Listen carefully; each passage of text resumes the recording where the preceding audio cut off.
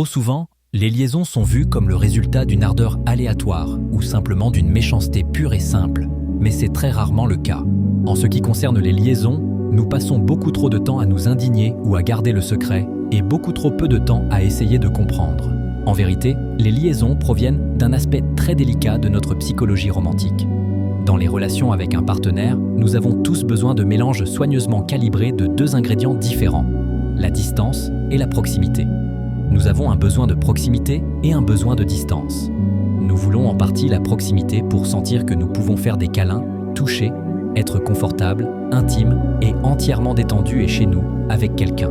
Nous voulons qu'ils connaissent nos pensées et qu'ils vagabondent librement dans leurs esprits aussi. Mais nous avons aussi besoin de distance, suffisamment pour ne pas se sentir submergé de manière écœurante, absorbé ou possédé par l'autre. Nous voulons conserver un sentiment de liberté. Nous avons besoin d'une pièce privée dont nous seuls avons la clé.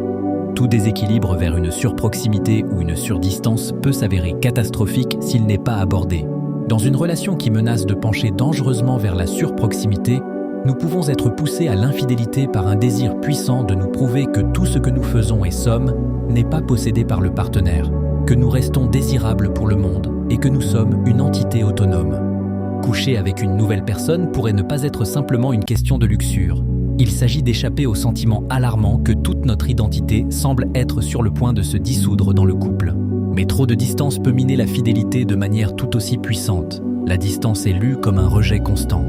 Lorsque nous essayons de toucher le partenaire, il s'éloigne ou soupire. Lorsque nous abordons quelque chose de personnel, il change de sujet.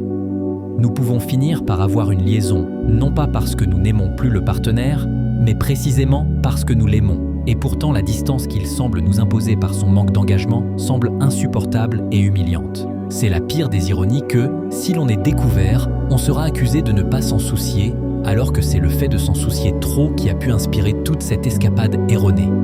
Tragiquement, deux personnes n'entrent presque jamais dans une relation avec les mêmes besoins de distance ou de proximité. C'est pourquoi, dans chaque couple, nous entendons l'accusation selon laquelle une personne est trop proche et une autre est trop froide.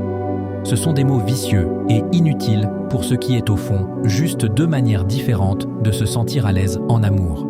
Il est donc impératif, au début de toute relation, de déterminer quels sont réellement les besoins relatifs de distance et de proximité, d'exprimer la divergence sans s'énerver à ce sujet et de s'excuser mutuellement et avec bonne humeur pour sa contribution distinctive à celle-ci.